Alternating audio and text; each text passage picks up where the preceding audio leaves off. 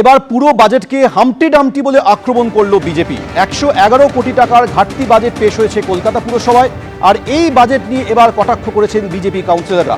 সরাসরি কথা বলবো অর্ণব মুখোপাধ্যায় আমাদের সঙ্গে রয়েছেন। অর্ণব, সম্প্রতি রাজ্যের অন্তর্বর্তী বাজেট নিয়ে সরব হয়েছিল রাজ্যের প্রধান বিরোধী দল বিজেপি। এবার পুরো বাজেট নিয়েও তারা সরব হলেন। কি অভিযোগ করছেন বিজেপি কাউন্সিলররা? একবারই দেখো, মমতা বন্দ্যোপাধ্যায় যে ভাষায় কেন্দ্রীয় বাজেটকে আক্রমণ করেছেন, প্রায় একই ভাষায় বিজেপি এদিন পুরো বাজেটকে আক্রমণ করেছে। তাদের বক্তব্য হামটি ডামটি বাজেট। তাদের বক্তব্য যেটা স্পষ্ট, যে 111 কোটি টাকার এটা হচ্ছে ঘাটতি বাজেট। গতবারে 114 ছিল, সেখান থেকে 111 কোটি টাকা দাঁড়িয়েছে। কিন্তু যেটা দেখা যাচ্ছে যে আয় সেই আয় কিন্তু প্রত্যেকটা ক্ষেত্রেই কমেছে। অর্থাৎ পুরসভা বিভিন্ন রেভিনিউ থেকে যে আয় করা হয়, এই বাজেটে দেখা যাচ্ছে যে তোমার রেভিনিউ রিসিপ্ট, ইন্টারনাল সোর্স যেগুলো রয়েছে 158 কোটি টাকা সেটা প্রজেকশন ছিল, সেখানে 103 কোটি টাকা হয়েছে। এমনকি নন ট্যাক্স রেভিনিউ সেটাও কম রয়েছে। গভর্নমেন্ট গ্র্যান্টটা প্রায় কাছাকাছি রয়েছে, কিন্তু নন ট্যাক্স রেভিনিউ বা এখানে যে রেভিনিউগুলো আমরা দেখতে পাচ্ছি সেগুলো সবই ট্যাক্স রেভিনিউ কম হয়েছে। স্বাভাবিকভাবে সেক্ষেত্রে কিন্তু জলের ক্ষেত্রে যেরকম দেখা যাচ্ছে যে প্রায় 52% সেখানে কম হয়েছে, এবং জলের ক্ষেত্রে, হেলথের ক্ষেত্রে, এই প্রত্যেকটা ক্ষেত্রেই কিছুটা কিন্তু যেভাবে খরচ করার কথা বলা হয়েছিল গত বছরের বাজেটে, সেটা কিন্তু সারা বছর খরচ করা সম্ভব হয়নি। যদিও মেয়র এই বিষয়টা অস্বীকার করছেন। তার বক্তব্য হচ্ছে যে সাসপেন্স অ্যাকাউন্টে টাকা ধরে রাখা হয়েছে, এইটা আসল রিফ্লেকশন নয়, এটা মেয়রের বক্তব্য। কিন্তু বিরোধীরা এটা নিয়ে সরব হয়েছেন যে পুরসভার আয় সেরকমভাবে নেই, সুতরাং পুরসভা ব্যয় করতে পারছে না, সুতরাং এই বাজেটে কিছুই নেই। উল্টে যেটা বিজেপি অভিযোগ করছে যে এখানে মেয়র ফিরহাদ হাকিম তিনি লক্ষ্মীর ভাণ্ডারের কথা বলছেন, যেটা রাজ্য সরকারের একটা প্রজেক্ট, সেইটা তিনি কেন কলকাতা পুরসভার অভ্যন্তরে বলবেন। পাল্টা মেয়র বলছেন যে এটা রাজ্য সরকারের প্রজেক্ট হতে পারে, সেটাকে কত টাকা দেওয়া হচ্ছে সেটা তিনি বলেননি, তিনি শুধু পুরসভার অন্দরে সেই প্রজেক্টের কথা উল্লেখ করেছেন। কিন্তু আজকে মেয়রের বক্তব্য পেশ হলো, বাজেট বক্তৃতা হলো, এরপরে আমরা জানি যে দুদিন থাকবে এটার ওপর আলোচনা, সেদিন আরও উত্তপ্ত হবে। আজকে বাজেট পেশ হয়েছে 111 কোটি টাকার ঘাটতি বাজেট। কিন্তু যেটা বারবারই প্রশ্ন উঠছে যে এই বাজেটে এখনও অবধি প্রাথমিকভাবে যেটা নজরে এসছে যে যেহেতু আয় কম, সেহেতু হচ্ছে বিভিন্ন ক্ষেত্রে খরচও কিন্তু অনেকটা মেপে করা হয়েছে, এবং সেটা নিয়েই বিরোধীরা প্রশ্ন তুলছেন। তবে মেয়র বলছেন যে তার যে বাজেট বক্তৃতা রয়েছে তিনি জানিয়েছেন যে বিভিন্ন ক্ষেত্রে উন্নয়ন করা হচ্ছে পুরসভার তরফ থেকে। এমনকি রাস্তার নিরাপত্তার কথা বলা হয়েছে, যে ইএম বাইপাস খড়গপুর আইআইটির বিশেষ একটা টিম দিয়ে সেখানেরও নিরাপত্তা বাড়ানো হবে। রোড সেফটির ব্যাপারে তারা জোর দিচ্ছেন, তারা বিভিন্ন সামাজিক প্রকল্পে যোগ দিচ্ছেন, তারা রাস্তাঘাট এবং স্বাস্থ্যক্ষেত্রে উন্নয়নে যোগ দিচ্ছেন। এমনকি তারা যে জল রয়েছে সেই জল, পানীয় জল উৎপাদনের ক্ষেত্রেও তারা নজর দিয়েছেন। এরকমটাই মেয়রের বাজেট বক্তব্যে ছিল। কিন্তু বিরোধীরা আজকে তার বক্তব্যের পরিপ্রেক্ষিতে যে আক্রমণ শানিয়েছে, তা ক্ষেত্রে বোঝাই যাচ্ছে যে এরপরে যেদিন আলোচনা হবে সেদিন কিন্তু পরিস্থিতি এই বাজেটের ওপরে উত্তপ্ত হতে চলেছে।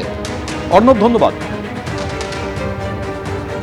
লক্ষ্মীর ভাণ্ডার আমাদের নতুন, এই রিসেন্টলি এলো, 1,27,000 লক্ষ্মীর ভাণ্ডার নতুনভাবে অন্তর্ভুক্ত হলো। সব মিলিয়ে 7,83,000 লক্ষ্মীর ভাণ্ডার আমরা কলকাতা কর্পোরেশনের তরফ থেকে দিয়ে রয়েছি। এটা মুখ্যমন্ত্রী মমতা বন্দ্যোপাধ্যায়ের উদ্যোগ। বাংলার বাড়ির ক্ষেত্রেও আমাদের প্রায় 13টা জায়গায় নতুনভাবে বাংলার বাড়ি তৈরি হচ্ছে। মোট আয় কলকাতা পৌরসভার গতবার হয়েছিল 4,348.02 কোটি। এবার আমরা আশা রাখছি, বাজেটে ধরেছি 5,791.43 কোটি।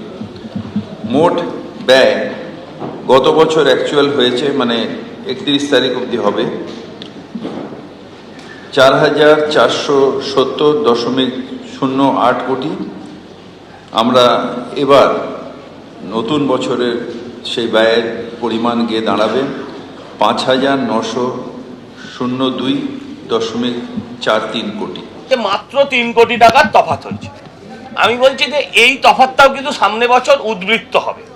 কেন হবে আমি আপনাকে বুঝিয়ে বলছি। তার কারণটা হচ্ছে প্রতিদিন এখান থেকে লোক সংখ্যা কমছে, রিটায়ারমেন্ট হচ্ছে, নতুন রিক্রুটমেন্ট নেই। ফলে গতবারের বাজেটের থেকে সামনেবারের বাজেট আপনি দেখবেন এর সমসাময়িক এখানেই থাক। যেমন আগে 114 ছিল, এবার 111 হয়েছে। সামনেবারে এটা মোটামুটি 100-র মধ্যে চলে আসবে আমার ধারণা। কারণ ক্রমশ খরচা কমে যাচ্ছে, মাইনে দিতে হচ্ছে না। হ্যাঁ, আর ঘটনা হচ্ছে যে এই বাজেট পুরোটাই একটা অঙ্কতত্ত্বের জাগলারি। আপনারা দেখুন গত বছর তাদের বাজেট বরাদ্দ কি ছিল এবং আলটিমেটলি তারা কোন জায়গায় পৌঁছতে পেরেছে। এবারে পুরো বাজেটকে হামটি ডামটি বাজেট বলে আক্রমণ শানিয়েছে বিজেপি। 1 ফেব্রুয়ারি কেন্দ্রীয় বাজেটকে হামটি ডামটি বাজেট বলে আক্রমণ শানিয়েছিলেন মুখ্যমন্ত্রী মমতা বন্দ্যোপাধ্যায়। ঠিক কি বলেছিলেন সেদিন দেখুন। টোটালটাই মিথ্যে কথার ফুলঝুরি। Humpty Dumpty budget for Bengal, what they have given? Nothing. Talking big big, কিছু দেয়নি। যে ফ্রেট করিডোরের কথা বলেছে ডানকুনি থেকে, ওটা আমার রেলওয়ে বাজেটে 2009-এ I place the budget. There you will see I have mention about Dankuni and Amritsar. CPI councillor Madhuchandra Deb এই পুরো বাজেটকে আক্রমণ শানিয়ে কি বলেছেন দেখুন। এখানে যে চার্টটা দেখতে পাচ্ছি তাতে দেখে যেটা বুঝতে পারছি মাইনাসে যাচ্ছে, সেই মাইনাসটা গত বছরের থেকে একটু কম, কিন্তু সেটা আমরা কমটা কি করে বুঝবো? আমরা যে যখন এটা রূপায়িত হবে তখনই আমরা উপলব্ধি করতে পারবো সত্যিকারে কম, এইটুকু কম না আরও কম। কমের কারণে একটাই কারণ, সামনে ইলেকশন, সেই জন্য আমি ঘাটতিটা কম রেখেছি। দেখো আমরা এতটা করে নিয়ে এসছি, আগামী দিনে কম ঘাটতি তো এগোতে পারে, অতটা ঘাটতিতে এতটা খানি কমিয়ে আনতে পারি। সে আগামী নির্বাচনী মুখী বাজেটে এটা মনে হচ্ছে দেখে আমার, এইটুকু দেখে, কারণ পুরো পড়ার এখন আমাদের সময় নয়। আর মেয়র সাহেব যেটা পড়লেন সেটা উনি জাম্পিং করে করে পড়ে বললেন সবাই পড়ে নেবেন। তৃণমূলে যোগ দিলেন বিজেপির ময়নার নেতা চন্দন মণ্ডল। আজকে সাংবাদিক বৈঠক করে কুণাল ঘোষ এবং চন্দ্রিমা ভট্টাচার্যের উপস্থিতিতে এই যোগদান পর্ব সম্পন্ন হয়। চন্দন মণ্ডল, যিনি বিজেপির জেলা কমিটির প্রাক্তন সদস্য, তিনি আজকে তৃণমূল কংগ্রেসে যোগদান করেন। তার দাবি, দলে থেকে কাজ করতে পারছে না, তাই তৃণমূলে যোগদান। এখানে সিদ্ধান্ত নিলাম ময়নার মানুষের জন্য আমি ভারতীয় জনতা পার্টি ছেড়ে তৃণমূল কংগ্রেসে যোগদান করলাম এবং ময়না আগামী বিধানসভা নির্বাচনে তৃণমূল কংগ্রেস জয়লাভ করবে। আমার নামে কুৎসা রটনা করলেও কোনো মানুষ বিশ্বাস করবে না, কারণ আমি প্রশাসনিক ক্ষমতায় আজ পর্যন্ত কোনোদিন বিলং করিনি। আমার মিসেস এই মাত্র 2 বছর আড়াই বছর শুধু গ্রাম পঞ্চায়েতের একজন সদস্য। এখানে এখানে বিজেপি যদি প্রচার করে আমি টাকা কোনো দুর্নীতি মুক্ত এসবের বিষয় কোনো নেই। মামাটি মানুষের সরকারের পক্ষে আমি আছি, থাকবো। আর তার এই যোগদান নিয়ে শুরু হয়ে গেছে রাজনৈতিক চাপানুতোর। তৃণমূলের তরফে কি বলা হচ্ছে এবং পাল্টা বিজেপির তরফে যে ময়নার তিনি বিজেপি নেতা, সেই ময়নার বিধায়ক অশোক দিন্দা তিনিই বা কি বলছেন, পরপর দেখুন। বিজেপির সাংগঠনিক নিজেদের মধ্যে যে প্রবলেম, সেটা হচ্ছে যারা পুরনো বিজেপি ছিলেন, হতে পারে তারা আমাদের বিরোধী, এটা আইডিওলজিক্যাল ব্যাটল, বাট ওদের পার্টিটা যারা দলবদল করে গেছে বা যারা প্যারাশুটে করে নেমেছে তারা হাইজ্যাক করে নিচ্ছে। ফলে যারা পুরনো দিনের বিজেপি তারা সেখানে সাফোকেটেড ফিল করছেন। সেই জায়গায় তারা আরও উন্নয়ন, তারা মানুষের কাছে কাজ করতে চান। সেখানে তারা বিচার করে দেখেছেন যে একটা সেকুলার, ডেমোক্রেটিক, প্রোগ্রেসিভ ফোর্স হচ্ছে Trinamool Congress under the leadership of Mamata Banerjee and Abhishek Banerjee. তো তারা সেই জন্যই মানুষের কাজ করবেন বলে তৃণমূলের প্ল্যাটফর্মে আসছে। তো ও যাওয়াতে আমার কি হয়ে গেল, আরো 5000 ভোট বেড়ে গেল। ও বিজেপিতে থেকে সবসময় ক্ষতিই করেছে।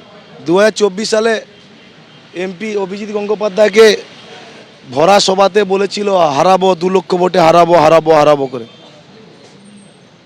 ও বিজেপির সাথে কখনোই ছিল না। ও সমস্ত সভা, সমস্ত উঠা বসা সব টিএমসি নেতাদের সাথেই করতো লাস্ট 3-4 বছর ধরে।